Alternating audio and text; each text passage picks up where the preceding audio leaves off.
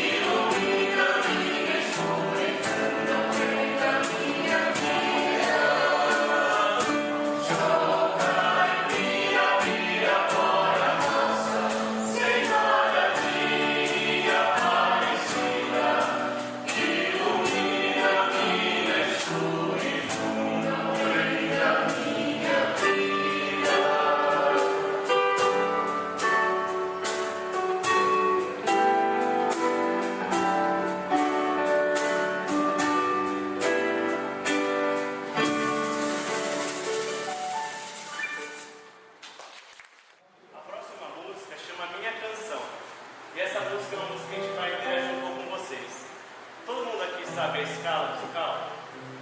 Dó, Ré, Mi, Fá, Sol, Lá, Si. Isso. Então vocês vão ajudar a gente cantando a escala. Vou cantar uma vez com vocês.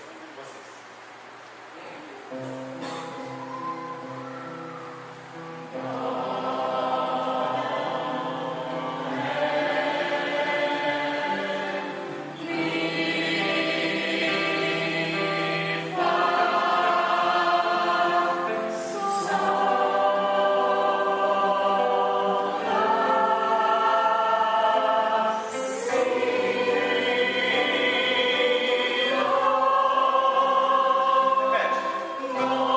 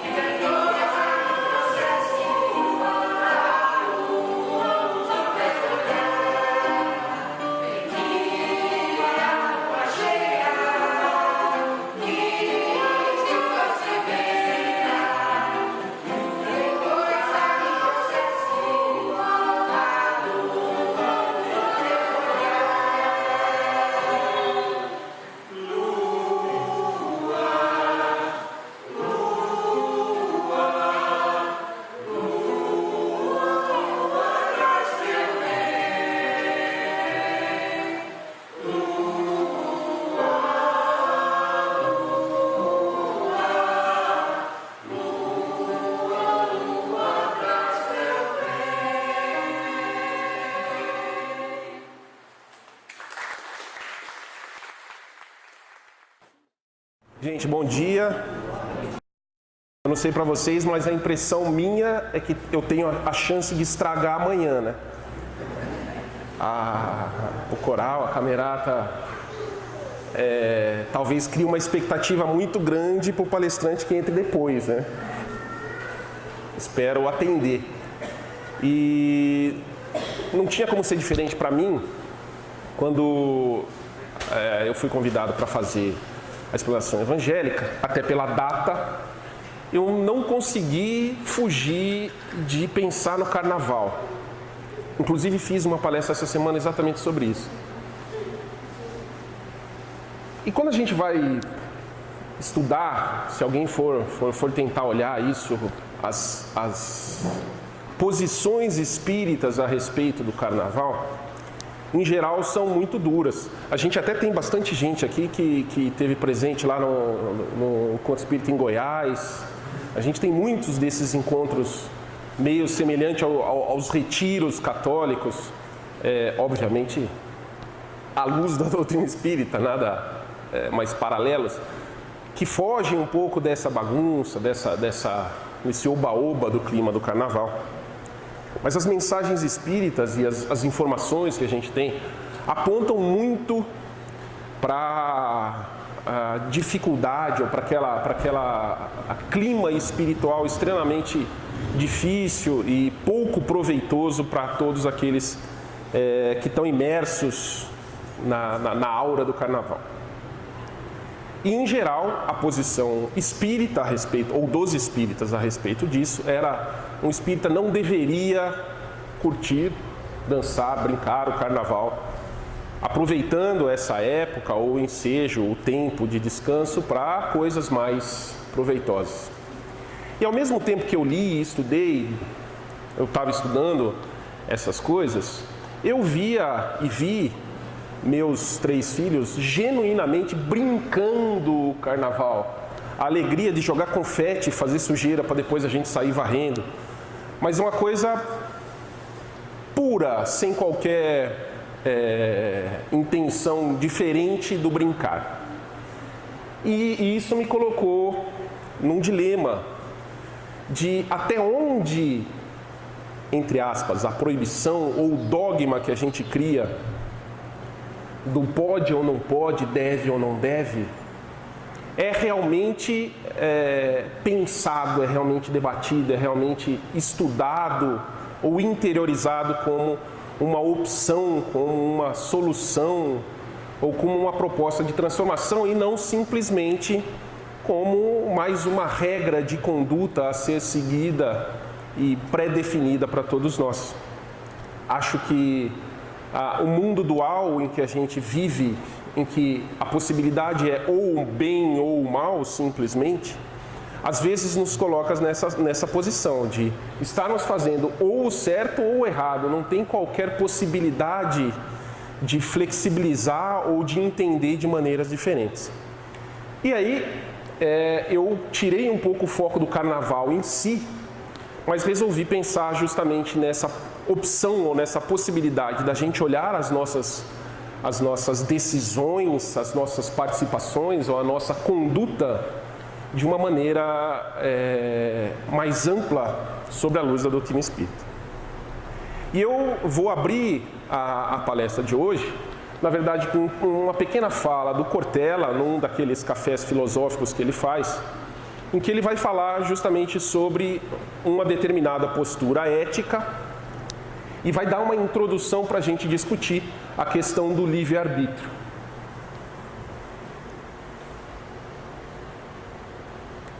Em 2012, uma maratona na Espanha, ele é o segundo colocado da prova, quando viu que Abel Mutá, que liderava com folga, ritmo a poucos metros da vitória, por achar que já havia cruzado a linha de chegada. O que fez o espanhol? Ao invés de aproveitar a oportunidade para vencer a corrida, alegou o concorrente e roubou até a vitória.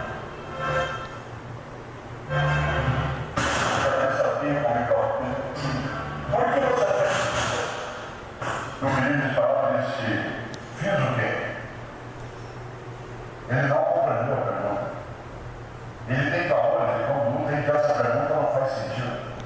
O jornalista insistiu e disse, mas por que o senhor fez isso? Ele disse, isso o quê? Ele não compreendeu. Ele não achou que houvesse outra coisa a fazer do que aquilo que ele havia feito. O jornalista insistiu, o senhor deixou ele ganhar. Ele disse, eu não deixei ele ganhar, ele ia ganhar. Mas ele foi, mas ele estava distraído. Ele disse, então, se eu ganhasse desse modo, o que é que eu ia pensar em mim mesmo? Que é eu sem câmeras. Aliás, existe uma coisa mais interessante. Se eu subisse no quarto, no lugar de número 1, qual seria a nota do meu quarto? Qual seria a dignidade do meu sucesso? Mas ele disse aquilo mais bonito que eu vi em 2012. Ele disse, se eu fizesse isso, o que eu ia falar para minha mãe? Sabe por quê? Que a mãe é o último reduto. Você não quer ninguém ganhar. Seja sua mãe quem for ou quem foi, se aquela pessoa que te deu a luz perto do seu mundo, se ela ficar com vergonha de ter te parido, é porque você não presta. Não presta para quê? Para conviver, para estar junto, para ser gestor público ou privado, para ser professor, para ser marido ou esposa, para ser amigo ou amiga. A mãe é o último reduto. Pode parecer romântico, mas a vergonha ela tem uma fonte matricial, que é o mais fundo do teu eu, que é aquilo que te gerou. Não quero fazer aqui um todo elogio a questão da maternidade em si. Eu estou falando de outra coisa. Aquilo que você não quer envergonhar. E uma grande filósofo alemão do século XVIII tem uma frase que é supera. Ele dizia, isso é um princípio que vale a qualquer lugar, ele dizia, tudo que não puder apontar como fez, não faça.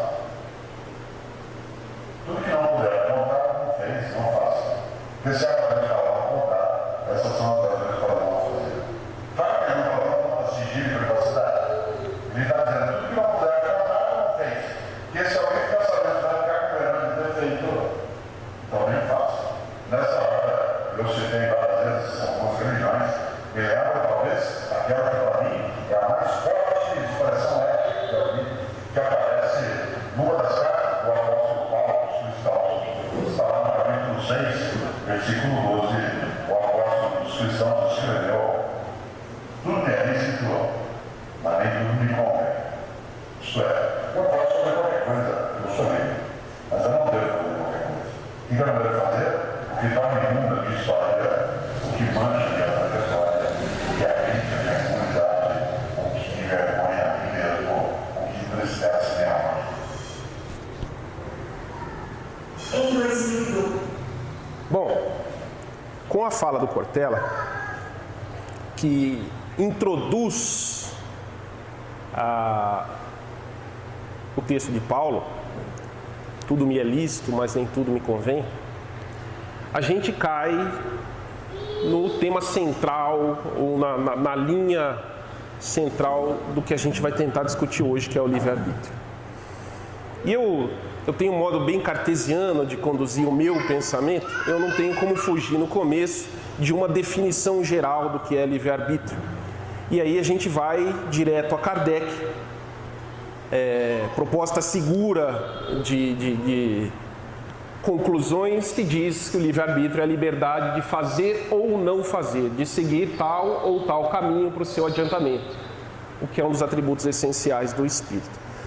E é uma definição aparentemente geral e precisa, mas não é a que eu mais gosto sobre livre-arbítrio. Eu gosto muito da que eu coloquei a seguir, que é do Rodolfo Caligares, no livro Leis Morais, que diz que livre-arbítrio é a possibilidade de um indivíduo, de entre duas ou mais razões suficientes de querer ou agir, escolher uma delas e fazer com que prevaleça sobre as outras. E isso para mim é interessantíssimo, porque a gente deixa de acreditar na definição de livre-arbítrio como a possibilidade de fazer tudo. Mas dentre as possibilidades existentes, uma ou mais ou tantas quanto forem, mas aquelas possíveis, a gente escolher uma destas possíveis e fazer com que ela prevaleça. Então, valiosa essa definição, nos diz que nós temos no nosso determinado momento de conhecimento, de avançamento, de evolução moral, possibilidades as mais diversas de escolha, mas não todas, talvez limitadas, e a gente pode discutir isso daqui a pouco. Mas dentro dessas, a gente faz as nossas escolhas, e não só faz a escolha, faz com que essa escolha prevaleça, seja preponderante, siga adiante com essa escolha. E isso vai trazer também, numa conclusão seguinte, a inevitável consequência das nossas escolhas. É o basilar da doutrina espírita, a lei de causa e efeito. Mas essa é uma visão espírita do livre-arbítrio. Se a gente fizer uma viagem simplista ao longo do tempo, olhando só o nosso braço ocidental aqui, cristão quase, né, da sociedade, a gente vai ver que nem sempre, ou há muita discordância nessa posição, nesse entendimento de livre-arbítrio. Numa linha do tempo, se a gente pudesse desenhar, o primeiro grande marco sobre livre-arbítrio é Santo Agostinho, que lá no ano 386 escreveu um livro que chama O Livre-Arbítrio, em que ele vai discutir as possibilidades do ser humano como livre, tendo nascido livre e podendo optar pelo bem e o mal, e as escolhas, a liberdade de escolha que ele tem, o leva para o caminho do mal, ou do sofrimento ou da dor. Definição bem parecida com o que a gente encontra no Espiritismo. Mas, dentro dessa linha de pensamento, a gente tem na Reforma Católica, na Reforma Protestante, João Calvino, que traz já uma visão diferente, em que Deus, governante do universo, teria já predeterminado os nossos destinos. E nós então estaríamos fadados a cumprir esta determinação, sendo que alguns de nós seriam os escolhidos e teriam a possibilidade de entrar no paraíso, mas outros teriam que simplesmente cumprir essa determinação. Obviamente que essa é uma análise bem rasa de tudo que está acontecendo aqui, de tudo que eu estou mostrando. Um pouquinho mais para frente, na linha determinista, ou quando nasce o termo determinismo, é com Spinoza, e aí a gente tem aqui talvez Deleuze, Nietzsche, que vão trazer conceitos semelhantes, é que os acontecimentos da vida têm uma condição causal, mas que não são escolhidos por nós. A gente não tem controle sobre isso, a gente reage sobre esses acontecimentos da vida. Logo em seguida tem Isaac Newton, o nosso estandarte da física, aí, com as leis do universo, e ele também com uma visão mecânica das coisas coloca o ser humano como um reagente do ambiente. Assim como a visão behaviorista, que vem com o Skinner, de novo, a gente condicionado pelo ambiente ou respondendo ao ambiente sem a possibilidade de escolha ou do livre-arbítrio. E finalmente, onde eu queria chegar, a gente chega no início da neurociência, encefalograma, personificado na pessoa do Benjamin Libet, que foi um pesquisador, um fisiologista aqui do final do século XX ali, em que eles começaram com essas pesquisas dele a mostrar que antes da gente tomar consciência de uma decisão, biologicamente o nosso cérebro já teria tomado a decisão. E isso vem norteando os estudos da neurociência desde então, inclusive muitas coisas bem atuais. Um dos estudos mais conhecidos mostram pessoas dentro de equipamentos que acompanham o funcionamento do cérebro em tempo real e projetando letras aleatórias, na verdade 3 letras em sequências aleatórias. A pessoa tem um botão na mão e pode apertar esse botão em qualquer momento. A conclusão do estudo mostra que quase 10 segundos antes dele apertar o botão, depois de conhecer o padrão da pessoa, um computador é capaz de acertar ou definir ou já prever qual é a escolha que a pessoa vai fazer. E isso levou a ciência ou a neurociência a afirmar que o livre-arbítrio não existe. Que nós, na verdade, temos a impressão de fazer as escolhas, mas que biologicamente, fisiologicamente, quem faz as escolhas é o nosso cérebro, que condiciona a nossa escolha cognitiva, a nossa escolha consciente.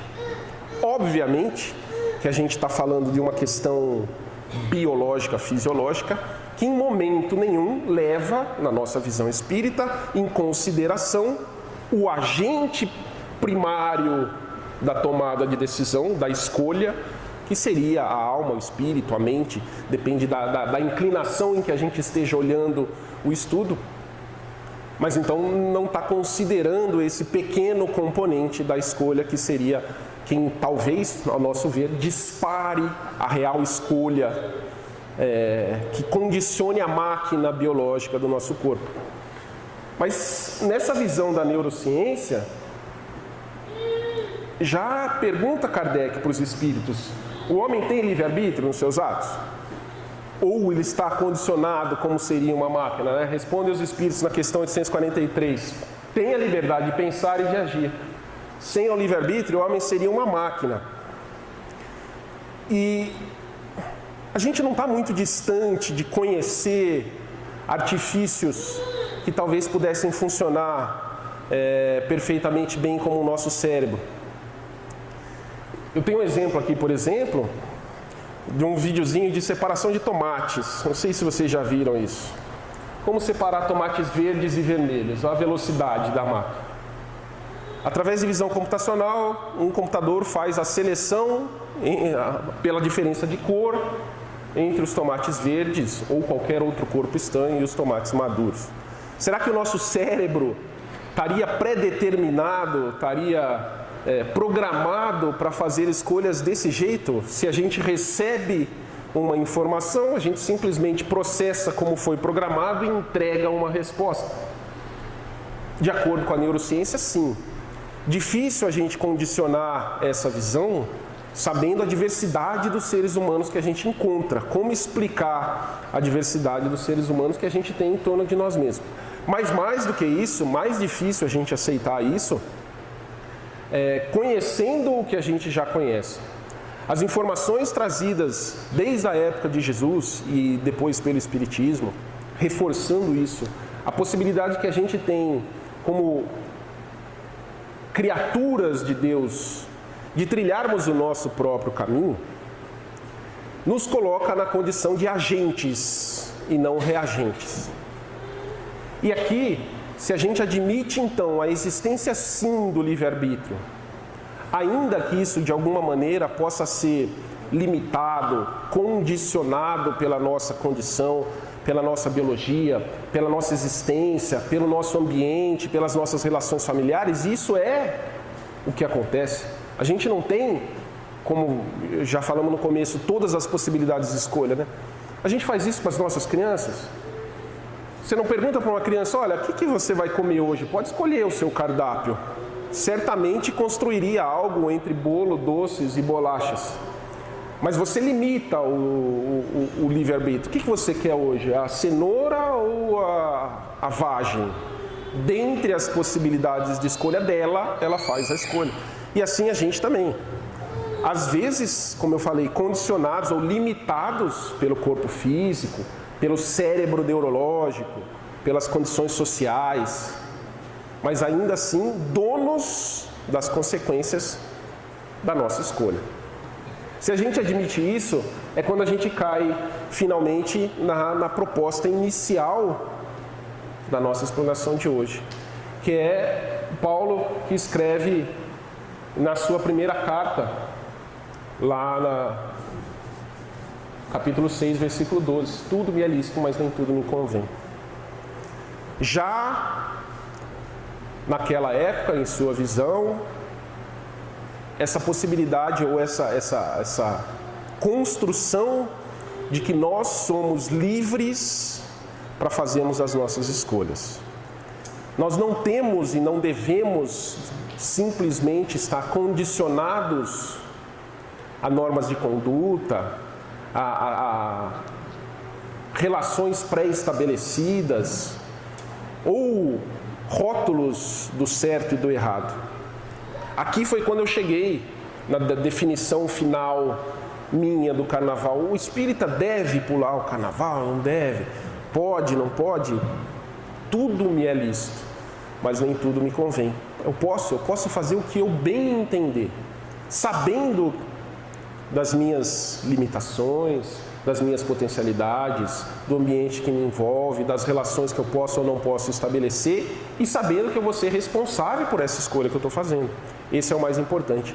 Mas aqui tem um ponto importante, porque saber que a gente tem as possibilidades de escolha e que a gente é responsável por ela, talvez seja um passo que a gente até já tenha conhecido ou já tenha dado. A consciência dessa possibilidade de escolha. Mas aí vem a pergunta no título da palestra, mas o que é que me convém? Talvez aí seja a grande dificuldade nos dias de hoje. Porque a gente vai talvez ser empurrado para lados diferentes dependendo do que a gente queira ouvir. Existem defesas para todas as teses possíveis e imagináveis. Mas eu vou me guiar por quem? Essa talvez seja a grandíssima diferença do Espiritismo em relação às outras religiões que nos circundam, que é a liberdade. Eu não tenho mais uma pessoa, eu não tenho mais um livro, eu não tenho mais uma proposta. Eu tenho que tirar as minhas próprias conclusões. Eu vou construir o que é que me convém. Embora a gente tenha um belíssimo exemplo, uma belíssima norma de conduta que a gente pode trazer como parâmetro. Kardec pergunta isso: quem serviria de modelo para nós? E Jesus é a resposta dos Espíritos. Temos na doutrina de Jesus um guia seguro para as nossas condutas, para as nossas dúvidas, para as nossas propostas de vida. Se a gente lembrar o Evangelho de Lucas, numa passagem, Jesus passa pela casa de Maria e Marta, também irmã de Lázaro. E enquanto Jesus fala com seus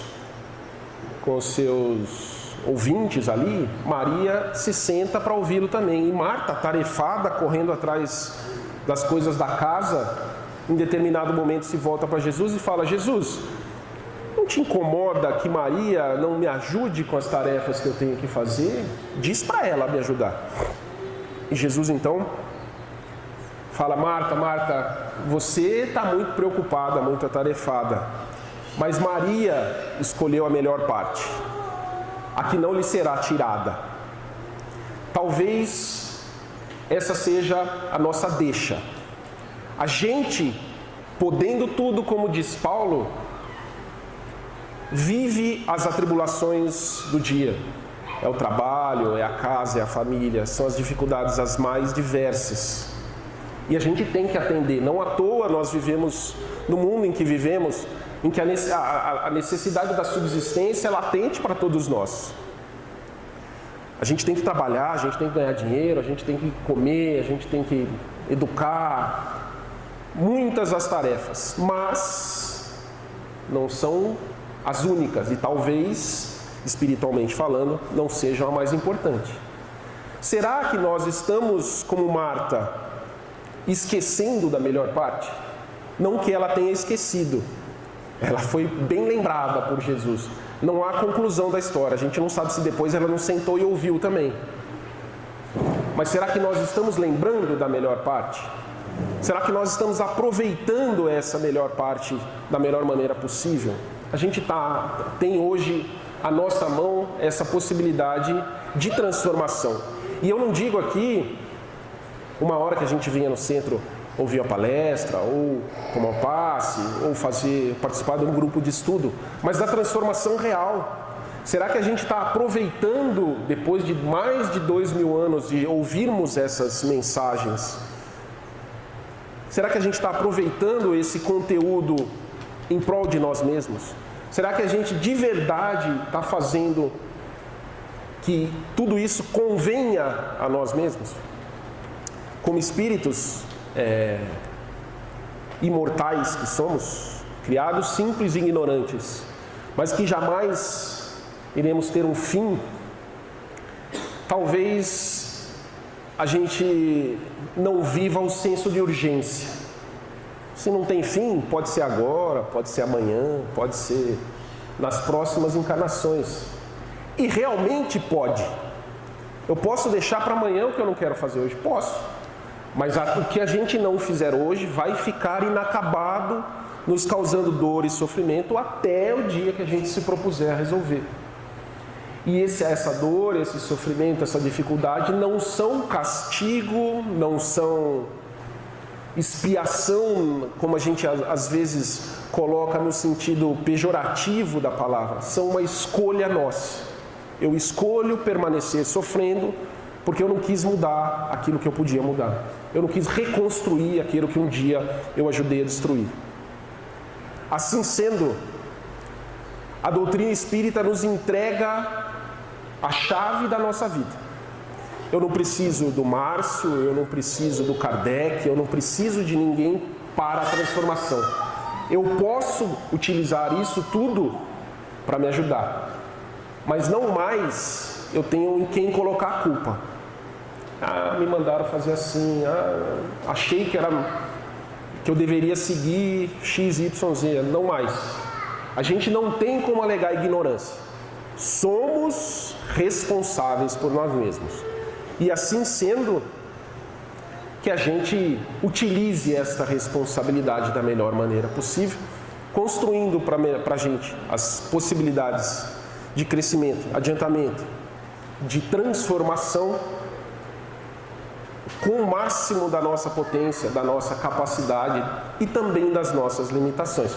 Sabendo que se a gente não é perfeito, vamos sim cair, vamos sim ter as dificuldades, as dores, mas que a gente utilize e enxergue esses momentos também como ferramentas de crescimento e aperfeiçoamento.